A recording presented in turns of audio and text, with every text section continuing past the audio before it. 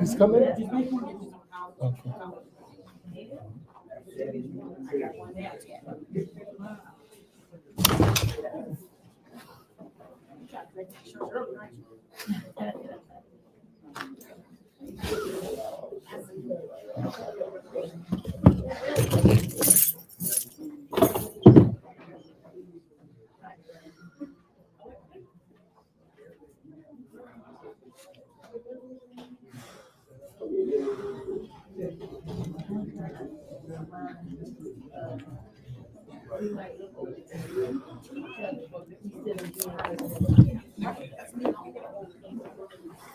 Assalamu alaikum. The Shaykh is getting ready to start in a minute or so.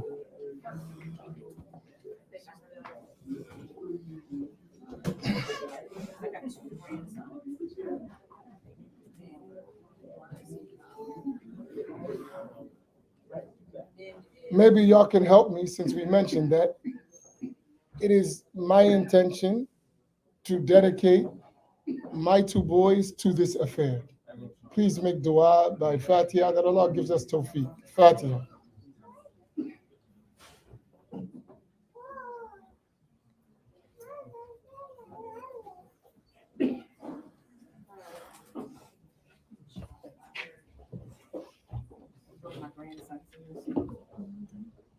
So we're just waiting for the Sheikh to renew his wudu.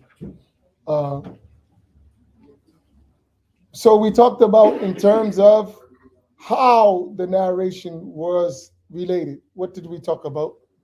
How? What types?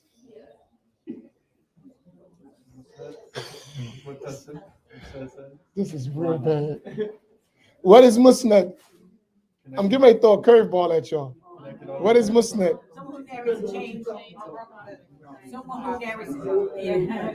With the chain to what? Okay, we mentioned that the fifth rightly guided Khalifa ordered a person to compile a musnad. Who was the fifth rightly guided Khalifa who made that command? Who? Umar ibn Abdul Aziz. So you know the four rightly guided Caliphs, Abu Bakr, Umar, Uthman, Ali. The fifth rightly guided Caliph, his name is Umar ibn Abdul Aziz. Right? Who did he order? Who? Az-Zuhri. Right. Imam Az-Zuhri. Right? What was meant here by Musnad? Compilation. And usually this type of musnad is arranged how?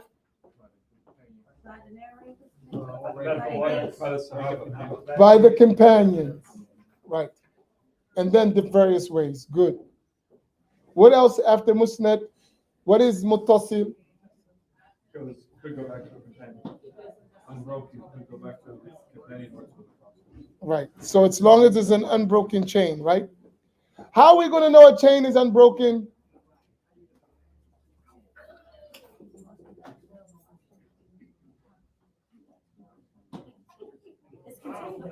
How are we going to know it's continuous? When you know you follow the chain of the narrators. What that's going to do? Because it has to go from this person to that person to their teacher to their teacher to their scholar back to. So in order to verify that, what does the scholar have to know? The people, the narrators. And if they're upright. Right. No, he has to know the narrators. They're upright, they're accurate, they're not. But not that. He has to know the narrators. In other words, if he doesn't know who narrated from who, and who's the students of who, and what narrations, it's impossible for him to do that. So that means that scholar of hadith is what? He's knowledgeable of narrators of hadith, which is a whole complete science. So we're talking about the chain, but we have to talk about those aspects, right?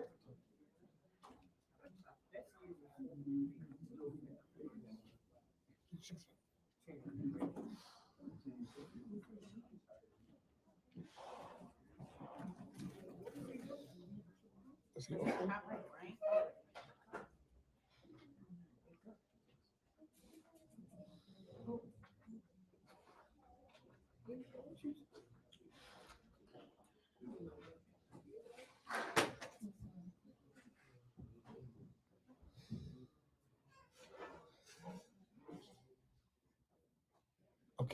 Umar ibn Abdul Aziz commanded Abu Bakr ibn Hazm, right? Yes, to order a Zuhr Iqbal. Right.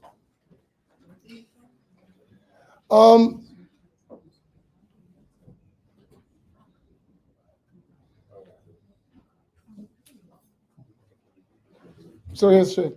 This is just all things so we can just keep intact with what we're doing, right? That's all. We just want to keep intact. Inshallah.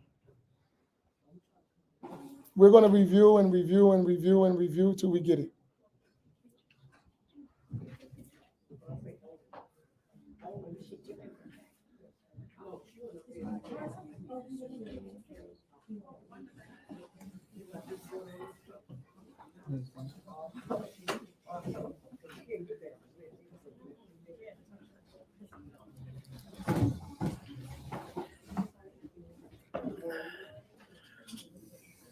Can you take some questions quickly? Okay. Are there any questions that should go to the Shaykh?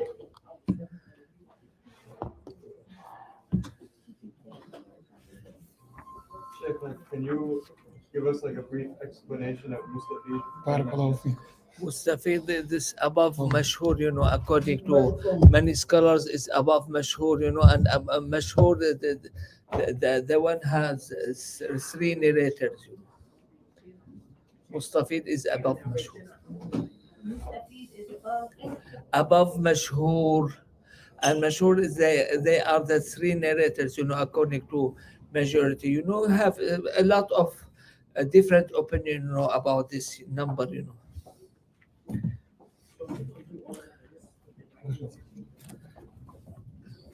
Any other question?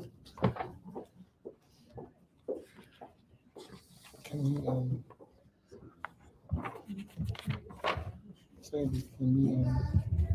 move to just so for time? Can we move to Anwa al-Hadith 33 inshallah? That way we can cover, so we cover as much as possible. We're going to move so we can get into the meat of our subjects to page number 47. For those who are following, we're going to talk about the types of the science of hadith so we can get right into the meat of our subject for time's sake. Yeah. He's going to actually go, inshallah, into the types of hadith now with more details. بسم الله الرحمن الرحيم الحمد لله رب العالمين اللهم صل على سيدنا محمد وعلى آله وصحبه وسلم. You got to put the mic. Yeah. بسم الله الرحمن الرحيم الحمد لله رب العالمين اللهم صل على سيدنا محمد وعلى آله وصحبه أجمعين. أنواع علوم الحديث وذي من أقسام الحديث عدة وكل واحد أتى وحده. These are a number of categories of hadith. Each one of them has its own definition. It came with its definition. يتنوع الحديث عند علماء المصطلح إلى أنواع متعددة باعتبارات مختلفة منها ما يرجع المتن ومنها ما يرجع للسند ومنها ما يرجع إليهما معا فمن المحدثين من يطيل في أنواعها ومنهم من يقتصر ومنهم من يقتصد. According to the scholars of hadith, the categories of hadith differ according to various considerations, such as those which relate to the wording or the text metin of the hadith, and those which relate to the chain of narrators, the sanad, and those which relate to both. Some scholars of hadith divided these types into many categories, some into very few, and there were those who struck a balance between the two. وقد ذكر حافظ بن الصلاح منها وتبعه الإمام النووي في تقريب 65 نوعا. And Al-Hafiz Ibn Salah mentioned 65 categories of hadith And Imam al-Nawawi in At-Taqrib followed him in this. وقال العلامة الحازمي ليس ذلك بآخر ممكن فإنه قابل للتنويع إلى ما لا يحصى إذ لا تحصى أحوال الرواة وصفاتهم ولا أحوال متون الحديث وصفاتها وما من حالة منها ولا صفة إلا وهي بصدد أن تفرد بالذكر فإذا هي نوع على حياله. The scholar Al-Hazimi says this is not the greatest number possible, as hadith can be classified into innumerable categories because the statuses of the narrators, their qualities are innumerable, and likewise the text, the metin, and the statuses of their wordings and their qualities. Every status or quality other than its subject ought to be singled out and made mention of, therefore making it an independent category. العلامة الحازمي, he's my feeling, that he's fully, knowledgeable, of hadith, and he passed away in his 30s, and they expect, for him, a significant career if he had the same attitude. And I name, I read the letter, شروط الأئمة الخمسة for him, written by him, and it tells, about a significant knowledge. وقد ذكر المصنف رحمه الله تعالى في هذه المنظومة جملة مهمة من أنواع علوم الحديث لا يستغني عنها طالب الحديث، بلغت 34 كما نبه على ذلك من قوله في آخر المنظومة فوق 30 ب4 أتت أقسامها، فذكر كل نوع من هذه الأنواع مع حده أي تعريفه الشامل للرسم أيضا. In this poem, the author, may Allah, the Exalted, have mercy on him, has mentioned a number of the most important categories within the science of hadith, which the student of hadith cannot do without. They amount to 34 in number. As the author mentioned at the end of the poem, its categories amount to 34. He mentions each category separately along with its comprehensive definition. وجوه تنوع علوم الحديث. أما وجوه تنوع علوم الحديث فهي متعددة. أولا أنواع علوم الحديث من جهة القبول والرد. Ways of categorizing within the science of hadith. There are many ways to categorize the science of hadith. Firstly, from the perspective of whether the hadith is accepted or rejected.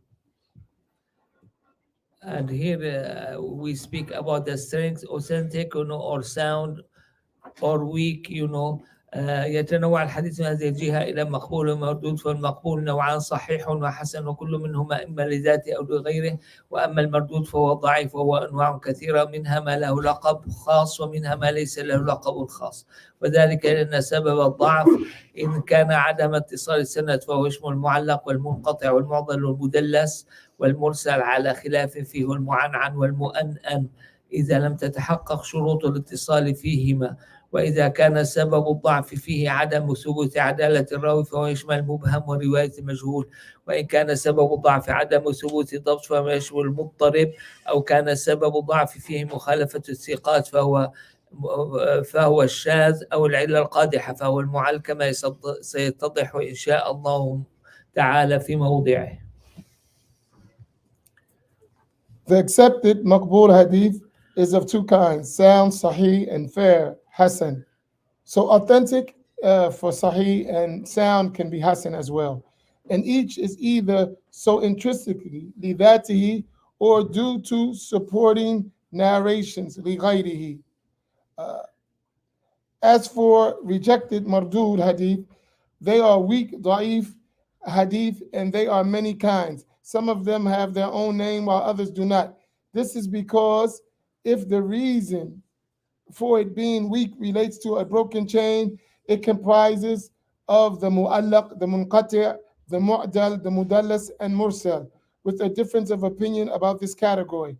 And the mu'an'an and mu'an'an, when the conditions of having a connected chain is not met in these two. If the reason for the weakness relates to the integrity, adala, of the narrator, then it comprises the mubham and the narration of someone who is unknown, majhul. if the reason for the weakness is the lack of being able to establish the accuracy of the narrator, then it comprises of the muttarib. And if the reason for the weakness is contradicting the reliable narrator, thiqah, then it is shadh. And if it contains a defect that detracts from the reputation, then it is mu'al, which will be clarified in due course, Allah willing, in the appropriate place. What's stuck in the back of my mind that they subdivided maqbul and mardud, and we don't know if it's maqbul or mardud, and they included in the maqbul the authentic, and sound, and they included in mardud al-mawdu', and they consider the weak, as we don't know if it's mardud or maqbul. ثانيا أنواع علوم الحديث من جهة ما أضيف إليه، فإن كان مضافا إلى النبي صلى الله عليه وسلم فهو المرفوع، أو إلى الصحابي فهو الموقوف، أو إلى التابع فهو المقطوع. Secondly, hadith may be classified based upon to whom it is attributed. If it is attributed to the Prophet ﷺ, then it is marfu'. If it is to a companion, then it is mawquf. And if it is to a tabi'i successor, then it is maqtu'. ثالثا أنواع علوم الحديث من جهة تفرد الراوي أو تعدده، فإما من يكون غريبا أو عزيزا أو مشهورا أو مستفيضا أو متواترا. Thirdly, a hadith may be classified based on whether there is a single narrator or a number of narrators. If it may be gharib, aziz, mashhur, mustafid, or mutawatir. رابعا أنواع علوم الحديث من جهة صفات الأسانيد، وينتظم في سلك العالي والنازل والمسلسل وغيرهما، وهناك أنواع كثيرة مستقلة سنأتي على جملة منها إن شاء الله تعالى. Fourthly, the hadith may differ due to the qualities of the chain of narration. It may come under the ali, the nazil, the musalsal, and the like. There are numerous separate categories which we shall mention, Allah willing. الصحيح أولها الصحيح وهو ما اتصل إسناده ولم يشذ أو يعل، يروي عدل ضابط عن مثله معتمد في ضبطه ونقله. الصحيح هو ما اتصل سنده بنقل العدل الضابط عن مثله من أوله إلى منتهى وسلم من شذوذ وعلة قادحة. This is the definition of صحيح. فلا يحكم لحديث بصحة ما لم يستكمل هذه الشروط الخمسة: اتصال السند وثبوت العدالة وثبوت الضبط وسلامته من الشذوذ وسلامته من العلة القادحة. So the accepted maqbul hadith is of two kinds, which is sound, sahih, has fair, hasan, and each has its intrinsically dhati or due to supporting narrations lighairi. It's the outcome. So the author mentioned the first of them is the sahih, which is that whose chain is connected, having no anomaly or defect, narrated by someone who is precise and has integrity, from someone like himself, relied upon in his position and transmission. The Sahih Hadith has a connected chain of narrators. Its narrators are characterized by integrity, adl, and accuracy, dabt, from the beginning to the end of the chain. It's free of having hidden defects, having deviant narration, shudud, and likewise free of defects that detracts from their reputation. The Hadith is not judged to be Sahih if it does not fulfill these five conditions. Number one, a connected chain. Number two, the integrity of its narrators is confirmed. Number three, accuracy of its narrators is confirmed. Number four, free of deviant narrations. And five, free of any defects that detract from the narrator's reputation. I think personally, this is very important, the definition of Sahih, because we are going to build everything, on it, بيان قيود التعريف ومعترزات الاتصال. أما اتصال السند فهو أن يكون كل من رجال الحديث تلقاه من شيخه من أول السند إلى منتهى، وبهذا يخرج المنقطع والمعضل والمعلق والمدلس والمرسل على رأي من لا يقبله. Concerning the restrictions to the definition and what is excluded from it, ittisal, a connected chain, is that chain in which each narrator received the hadith directly from his teacher, Shaykh, from the beginning of the chain until the end. This condition excludes the munqati', the mu'dal, the mu'allaq, the mudallas, and mursal, according to the opinion of those who reject it. العدالة. أما العدالة فهي سلامة المكلف من الفسق وخوارم المروءة. As for adala, integrity or uprightness, it is that the legal responsible person, mukallaf, is free of flagrant sin, fisq, and contravention of social norms, khawarim muru'ah. And the definition of the عدل فالعدل هو المسلم البالغ العاقل السالم والفسق بارتكاب كبيرة أو إصرار على صغيرة وسالم من خوارم المروءة. والمروءة هي تعاطي المرء ما يستحسن وتجنبه ما يسترذل وصيانة نفسه على الناس وما يشينها عند الناس.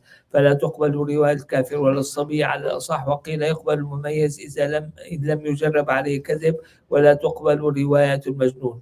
نعم. أما الكافر فلا تقبل روايته لأنه يعادينا في أصل ديننا، وذلك مما يحمل على هدم أركان الدين وأفساد علينا ما استطاع.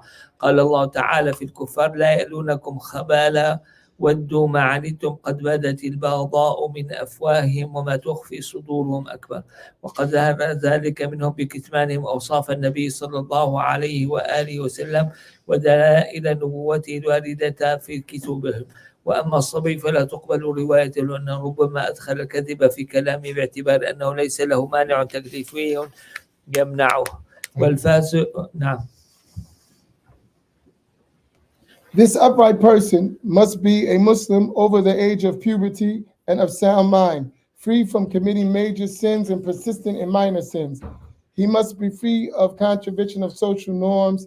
This freedom of contravention of social norms is that a person upholds what is considered to be good, avoid what is considered to be lowly, protecting oneself from foul things and that which retain him in the eyes of people. The narration of a disbeliever is not accepted, nor is that of a child, sabi, according to the more correct view. It is said that the narration of a discerning child, mumayyiz, is that if he is not known to lie. The narration of an insane person is not accepted either. As for the disbeliever, his narration is not accepted as he is at odds with the very principles of our religion, which can lead him to ruin the essentials of the religion and to corrupt it as much as he is able to. Allah Ta'ala says of the disbelievers, they will not fail to corrupt you. They only desire your ruin. Rancor has already appeared from their mouths, and what their hearts conceal is far worse. They have already shown this in their hiding the descriptions of the Prophet ﷺ and the signs of his prophethood that are mentioned in their scriptures. As for the child, their narrations are not accepted as they could easily mix lies with their speech, since there is no legal injunction prohibiting them from doing so. We subdivide, this the item tahammul and ada.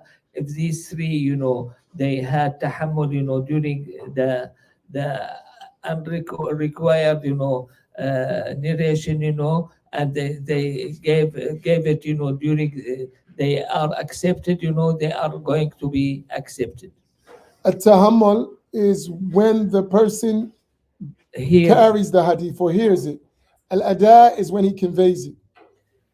والفاسق لا تقبل روايته لقوله تعالى: يا أيها الذين آمنوا إن جاءكم فاسق بنبأ فتبينوا.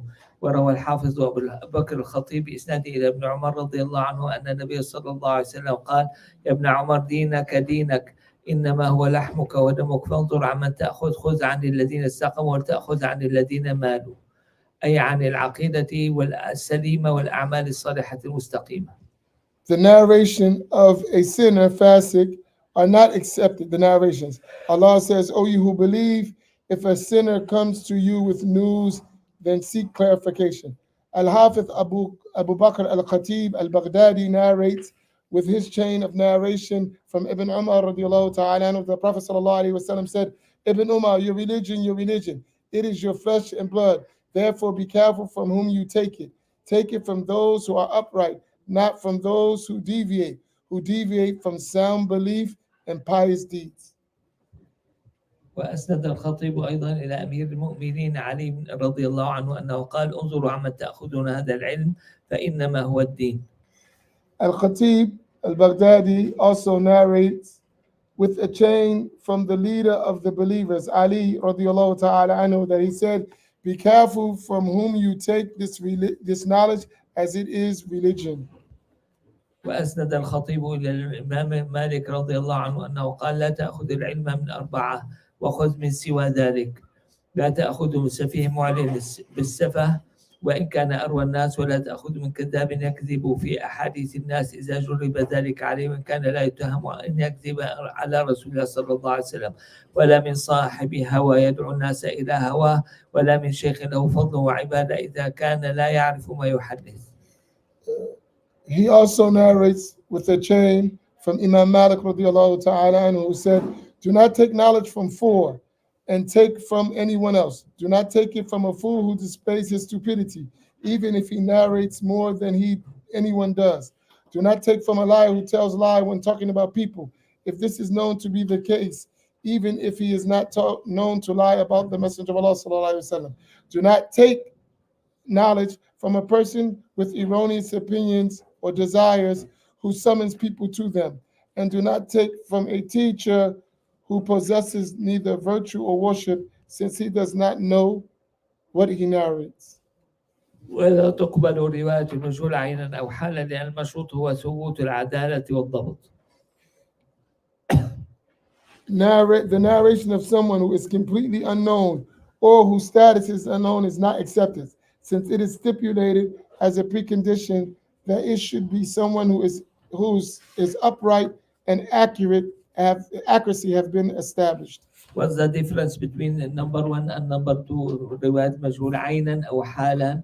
That means they may mention the name but it's not known for any scholar. ما تثبت به عدالة الراوي، تثبت عدالة الراوي بالشهرة بين أصحاب العلم واستفاضة الثناء عليه بالعدالة كالأئمة الأربعة السفيانيين وأشباههم، أو بتنصيص عالمين أو عالم واحد عليها. That which is established the integrity or the uprightness of a narrator. The integrity, adala, is established by being well known amongst the people of knowledge and widespread praise for someone's integrity, such as the 4 Imams or the 2 Sufyans, Sufyan al-Thawri and Sufyan ibn Uyayna, and their like. It may also be established by 1 or 2 scholars testifying it. You have a question? Okay, go ahead. You said Majhul Aynan, this is unknown to any scholar, and Majhul Hadan. يعني like عن رجل, when they say عن رجل, except for the companion, you know, they are all accepted, you know.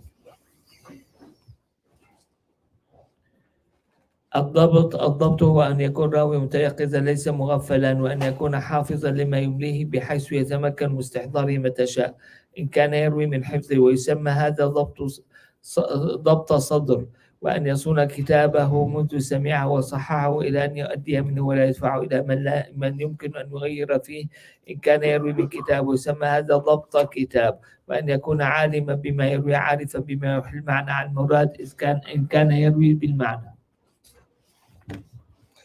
Accuracy, adapt, is not that a narrator be mindful and not heedless, that he commit to memory when he dictates such that he can recall it whenever he wishes, when he narrates from his memory.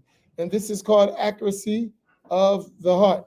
And that he safeguards his book from the time he heard the hadith and corrects it until he narrates from it.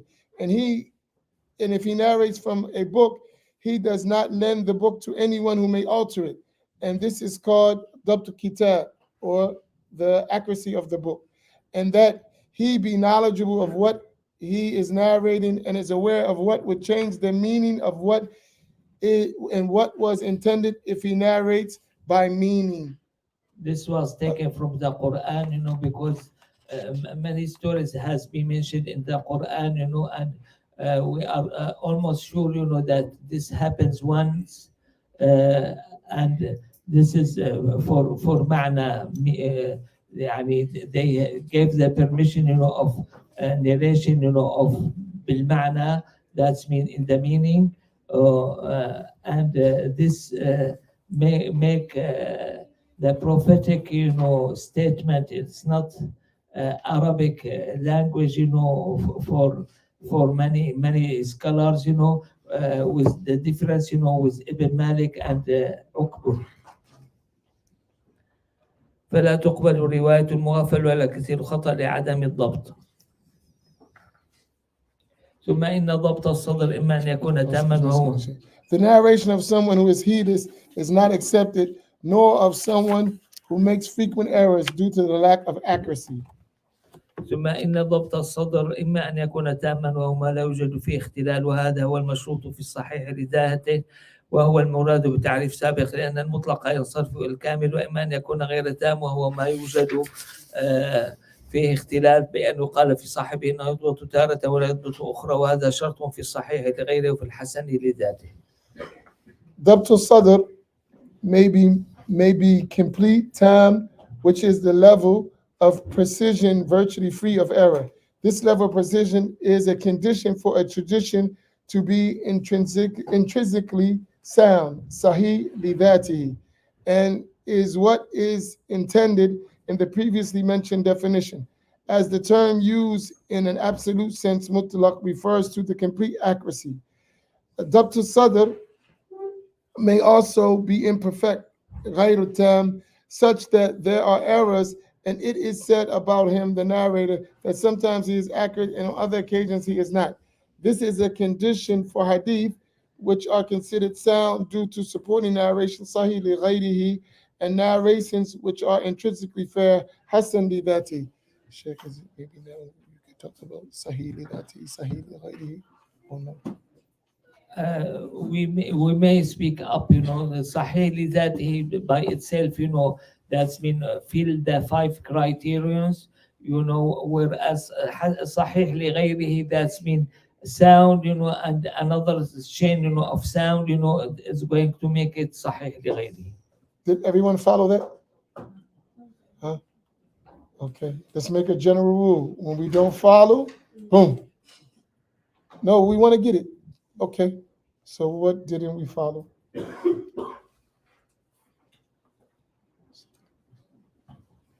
Repeat one time so they get it. Repeat one time, Yes. that fill the 5 criterions, of authentic hadith, is going to make it Sahih lidatihi. When you have another chain, which is sound, and another chain, is sound, is going to make it Sahih lighayrihi. There you go. So when a hadith is less in a category other than dabt, can it be hasan li ghayri? Could be, and Imam Bukhari, he put in his Sahih, one hadith that I know, because of 10 chains, Man aada li waliyan. Okay, go ahead. Could a person be could a child be tamyiz, and could he still narrate or not? As I said, they differentiate between tahammul and adat. Since he is not mukallaf, before puberty, is not going to be considered, and not going to be accepted, And the junior companion, they narrate, from the Prophet sallallahu alaihi wasallam after the adulthood. Yeah, so just to clarify on that question, so for the conveyance, it's a problem if they're a child, but the tahammul is not a problem. Like if they receive it while they're a child. This is not specific, for child. Even the kafir, Sayyidina Jubair ibn Mut'im, he did hear, the Prophet sallallahu alaihi wasallam reciting Surah At-Tur, and he was kafir, at that time, Then he became Muslim and he narrated, it's accepted, And fasiq, same thing, if he has a position, during tahammul, and got over, during narration, it's going to be accepted. Would this apply to like Al-Hafiz Suyuti relating from Al-Hafiz ibn Hajar Asqalani? Because he was so young, but when he relates, sometimes he relates directly. Yes, you may, but you may not, because general ijaza he make to the people of his time. Any other question? Go ahead. Shaykh, it's about hadith, but when can a zani hadith be used for a ruling? Zani during his action, is not accepted, and if he declared that he did it, or if he did not make tawbah, this will be accepted, according to muhaddisin, يعني when he made tawbah. We'll move to number الشذوذ. أما الشذوذ فهو مخالفة الثقة من هو أرجح منه. As for the deviant narration, it is when someone who is reliable contravenes someone who is of a higher rank. Apparently, this is not going to be clear, but I don't see any problem, with it. Any question, about it? I have a question on the previous question. So can Togo restore Adat? What? Can Toba, so what makes Toba give them their adala back after committing a sin? This general, and all mazhabs, except for mazhab Hanafi, when he commit qazaf, is not going to be accepted, as his shahada or testimony. You said the three accepted as restored or three don't? They accepted, And the Hanafis yes.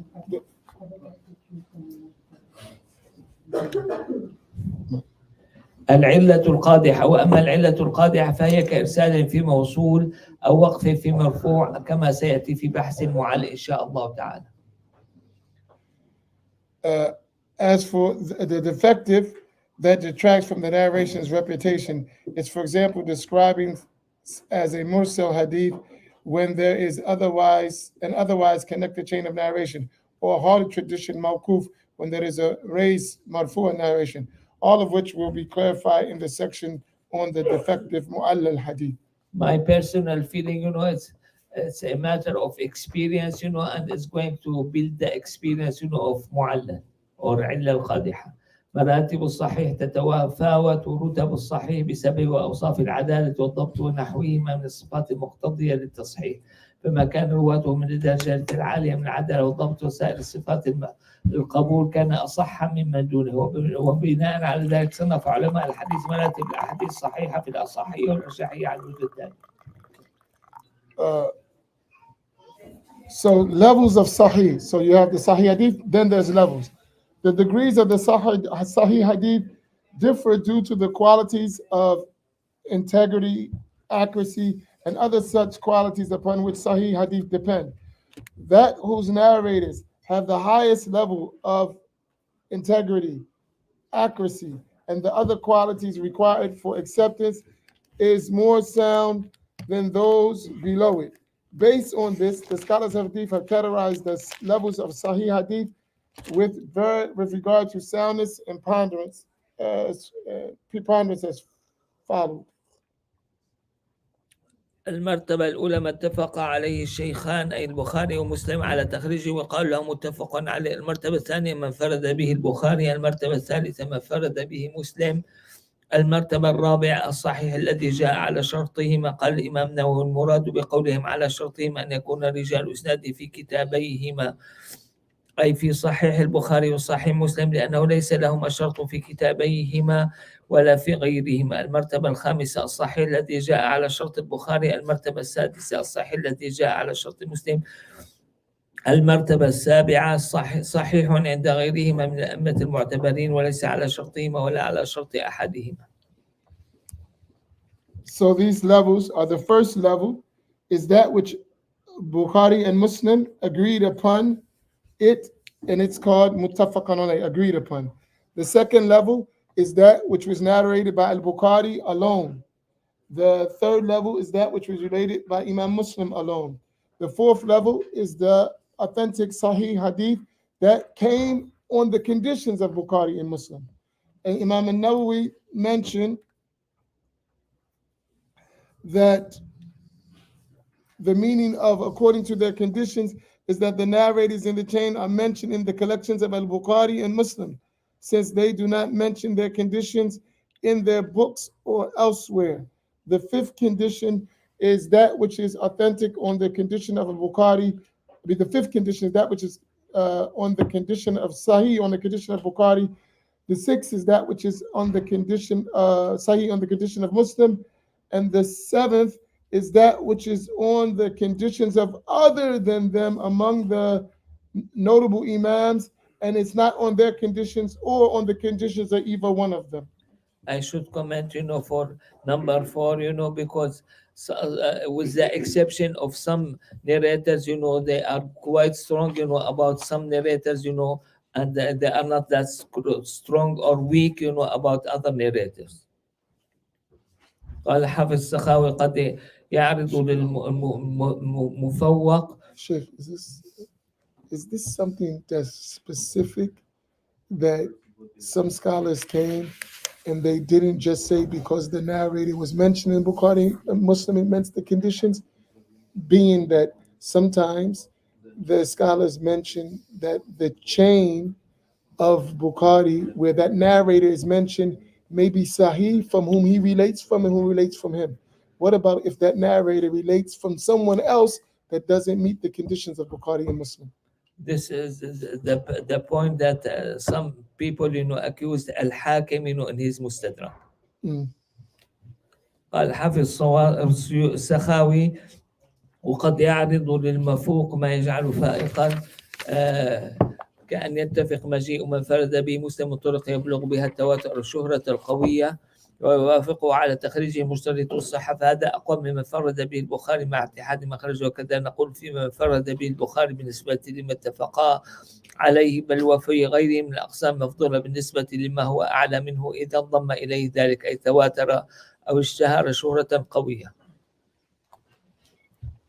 Al-Hafidh al-Saqawi said, something that is ordinarily lesser in rank can be given precedence. For example, Muslim alone may narrate something which has various chains which bring it to the level of mass transmission, tawatur. Tawatur, the hadith is mutawatir. Or which make it well known in a high degree. And other scholars have stipulated Sahih as a condition in their collections, likewise include this narration. This is stronger than what Al-Bukhari alone narrates, despite the source Makhraj being a single person. This is likewise true for what Al-Bukhari alone narrates compared to what they both agreed upon. Furthermore, this is true for an ordinary lesser category compared to a level higher than it when that is joined to it. And this brought me as a surprise, because another person, who is not Hanafi, mentioned this, Sakhawi in his Fath al-Mughis, and they gave the reference, Ibn al-Humam, he mentioned, sometimes, that Asah al-Asanid may be otherwise, and he in another place, he applied those 7 levels. وفائدة ترتيب هذه المراتب تظهر عند تعارض الترجيح بينها. And the advantage of having these various levels of soundness becomes evident when there is an apparent contradiction, where preference needs to be given to one over the other. Yani he mentioned here, in my copy, the Asah al-Asanid according to Imam Ahmad and according to Imam Bukhari, and they mentioned, as absolute, and some related to narrator, in Abi Huraira or Ibn Umar, or you name them, or the countries, or cities, or you name them. Just a quick question. So if they meet both conditions of Bukhari and Muslim, but it's not mentioned that either of them, why would it be at a lower level? It should be, because the strength, of those ruwat, when you say Asah al-Asanid, that's mean that they are very strong, that's mean, has some superior point, over what was narrated, by Bukhari and Muslim, because not all everything, I haven't studied, but I expect not all of them, muttafaqun alayhi should be at the superior point. And follow-up question. Is it because they chose not to mention it, or is it because they haven't came across it in Sunnah or something? Or because it has a problem, There's like a subtle because they are knowledgeable. I feel, at least I feel. For today. Okay. They asked, do you want to do that? I cannot do Okay. Inshallah, we'll stop for Maghrib and dinner, and inshallah, we'll continue tomorrow with the Shaykh at 11 o'clock. Unfortunately, the Shaykh is not in the position to do Al Burda. So, inshallah, make dua and another time, inshallah. Barakallahu bikum. جزاكم الله خير.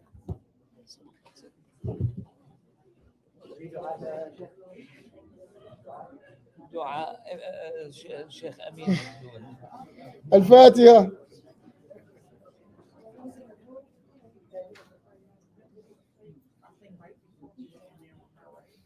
Waliullah. Why don't you drink his tea? Get better. Drink it better. Okay. I'll drink it. I want to take him home now to go get something to eat. Where you want to? Is he hungry now? Okay, you just give me the tab, whatever is his name. All right, you're welcome. So he can go. Get him. I don't want him to hurry up so I can get to the hotel for my because he doesn't want to listen. Wally.